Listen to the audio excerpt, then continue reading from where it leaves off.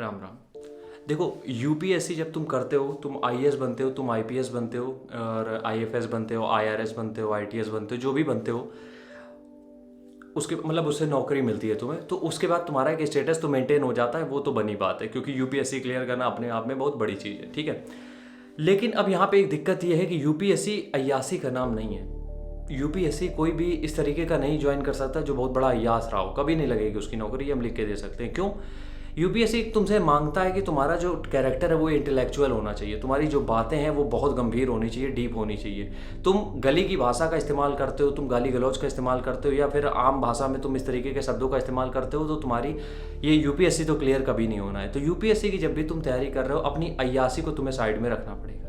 अय्यासी का मतलब ये है कि तुम्हारा फ्रेंड सर्कल इस तरीके का है जिनको सिर्फ पार्टी से मतलब है, जिनको सिर्फ घूमने फिरने से मतलब है, जिनको किसी भी तरीके की जो सीरियस डिस्कशन होते हैं उसमें उनको पढ़ना ही नहीं है, उनको अपनी लाइफ को एंजॉय करना है, उनके लिए यूपीएससी नहीं है। और एक चीज़ हम बता दें, यूपीएससी क्लियर करने के बाद भी अय्यासी नहीं रह जाती है, ये बात बिल्कुल फैक्ट है। अगर आप आईएएस आईपीएस बनते हो तो तुम्हें भी पता है कि कितनी बड़ी जिम्मेदारी आ जाती है, और उस बीच में तुम अपनी अय्यासी, जो तुम सोचो कि यूपीएससी अब क्लियर कर ही लिया है तो लाओ दोस्तों को बुला के मस्त पार्टी करते हैं, घूमते इधर उधर, नहीं होता ये सब। और ये कोई करवाता नहीं है उनसे, ये इस तरीके के वो खुद बन जाते हैं, क्योंकि उनके ऊपर इतनी बड़ी रिस्पॉन्सिबिलिटी आ जाती है एक जिले की। वरना अगर सोचो, कोई अगर अय्यास हो डीएम, ठीक है, एक दो निकले भी हैं भूतकाल में, अपने पास्ट में बहुत से ऐसे एक दो डीएम हुए भी हैं जिन्होंने करी भी है अय्यासी, लेकिन उनका बहुत बुरा रिजल्ट रहा है उनका। तो जो लोग, अगर मान लो अगर ऐसा होता हो कि अय्यास कोई है और वो आईएएस आईपीएस कोई बन जाए, तो वो तो धुआं उड़ा देगा पूरे ज़िले में। क्यों? क्योंकि वो अपने दोस्त को बुला के फिर वो अपनी गैंग तैयार कर लेगा। तो कहने का मतलब ये है कि यूपीएससी की तैयारी बहुत कामली, बहुत पेशेंटली करनी होती है आपको। इसमें किसी भी तरीके का हल्ला, इसमें किसी भी तरीके की रंगबाजी, इसमें किसी भी तरीके का भौकाल नहीं चलता है। यूपीएससी की तैयारी का मतलब यह है कि तुम ज़मीनी हकीकत को समझ रहे हो, ग्राउंड में क्या चल रहा है तुम्हें बस उसको समझना है, तभी यूपीएससी कर सकते हो।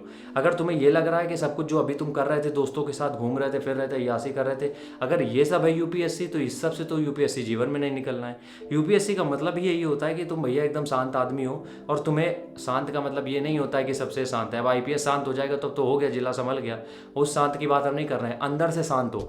अगर एक आईपीएस समझ लो तुम, अगर एक आईपीएस अय्यास है, या फिर एक आईपीएस एक बहुत उस तरीके का आदमी है जो कि हर चीज़ में इन्वॉल्व रहता है, दंगा अंगा गुंडेगर्दी में, तो वो डिसीजन किस तरीके से लेगा? मान लो कहीं दंगा हो गया उसके ज़िले में, तब तो वो लाठीचार्ज करा देगा, सीधे गोलियां चलवा, कुछ भी करवा सकता है फिर तो वो।